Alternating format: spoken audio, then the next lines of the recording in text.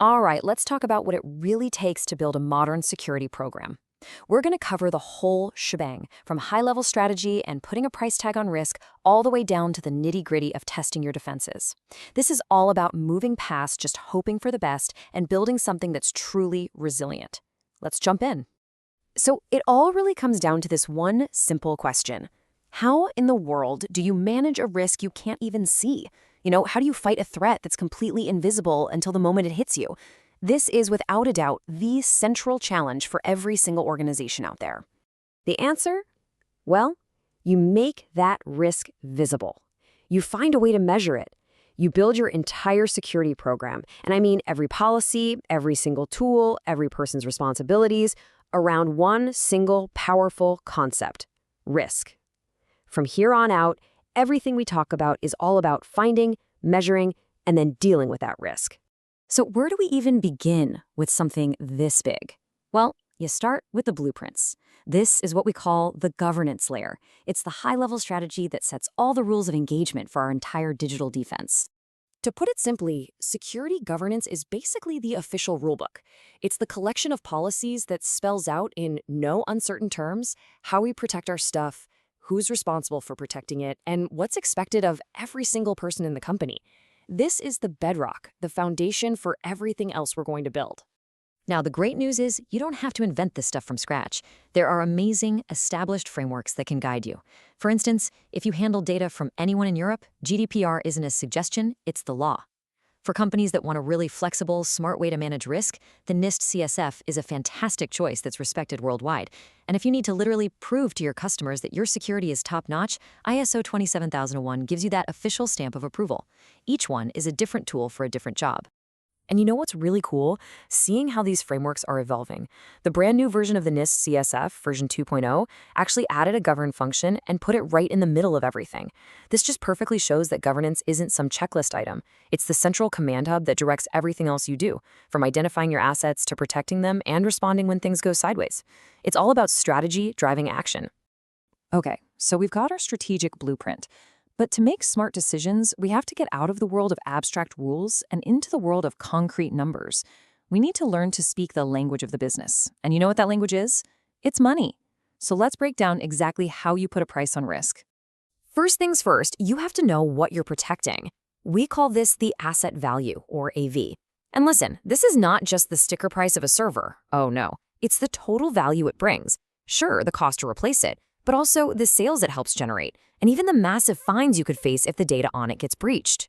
Next up, we have to figure out just how bad the damage could be. That's the exposure factor, or EF. It's simply the percentage of that asset's value you'd expect to lose if a specific bad thing actually happens. So if a ransomware attack locks up half your data, your exposure factor is 50%, or 0.5. Simple as that. And finally, we have to ask the really tough question. How often is this likely to happen? This is the annualized rate of occurrence, or ARO. It's basically the probability of an event happening in a given year, and this one can trip people up. If you expect an attack to happen, say, once every 2 years, your ARO isn't 2, it's 0.5, because it's half an event per year on average. Okay, theory's over. Let's put it all together and make it real. Imagine our asset is an e-commerce server that brings in $100,000 in sales every day. That's our AV. The threat is a denial of service attack. We figure a successful attack would knock out about 25% of our business, so our exposure factor, our EF, is 0.25. First, we get the single loss expectancy, the SLE. We just multiply the asset value by the exposure factor. $100,000 times 0.25 gives us an SLE of $25,000. That's the cost every time this happens. Now, let's say this happens about once every 2 years, so our ARO is 0.5. Now we can get our final number, $12,500. That right there is the annualized loss expectation, or ALE. It's the amount of money our business can expect to lose from this one specific threat, averaged out over a single year. And just like that, this is no longer some vague, invisible risk. It's a line item with a dollar sign. And I'm telling you, this number is the most powerful tool you have. Because when you walk into your boss's office and say, I need $10,000 for a new defense system, you're not just begging for money anymore. You're saying, hey, I want to spend $10,000 to solve a $12,500 a year problem. Now that is a conversation that every executive on the planet understands. So we've built our program, we've put a price on our risks. Now comes the moment of truth. Do our defenses actually work? There's only one way to find out. We have to test them. Okay, you hear these two terms thrown around all the time: vulnerability scan and penetration test. And let me be crystal clear. They are absolutely not the same thing. A vulnerability scan is automated. It's a piece of software that looks for known problems and spits out a list. A penetration test, or a pen test, is a human being, a professional ethical hacker who is actively trying to break your stuff. Here's the easiest way to think about it. A vulnerability scan is like you walking around your house with a clipboard, methodically checking every single door and window and making a list. Okay, front door is unlocked, kitchen window latch is busted, and oh wow, the garage side door is just wide open. You end up with a report of all your potential problems. A penetration test, on the other hand, is hiring a security expert, handing them that list and saying, all right, now actually try to break in. They aren't just going to tell you the kitchen window is unlocked. They're going to climb through it, see if they can get to your safe, and figure out exactly what they could walk away with. It's a real-world simulation of an attack. And a real professional pen test is incredibly methodical. It follows the exact same playbook that a real attacker would. They start with reconnaissance, just gathering public info about you. Then they scan your systems to find any openings. Then comes the fun part. They try to exploit a weakness to get access. Once they're in, they try to stay in. And finally, they try to cover their tracks so you never knew they were there. It's a complete end-to-end test of your defenses. All right, let's bring this all full circle, right back to where we started, that rule book.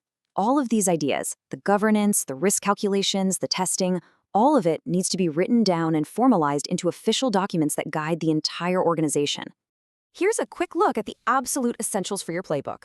You need an acceptable use policy to set the rules of the road for your employees. You need business continuity and disaster recovery plans to make sure you can survive a crisis. You absolutely need an incident response policy that's your step-by-step guide for when a breach happens. And a good change management policy keeps you from accidentally opening up new security holes. Every single one is a critical piece of this puzzle. At the end of the day, managing a security program isn't a project with an end date. It's a process that never stops. And this quote just says it perfectly. Compliance is not a once-off exercise, but rather a journey. Threats change, your business changes, and your program has to constantly adapt just to keep up.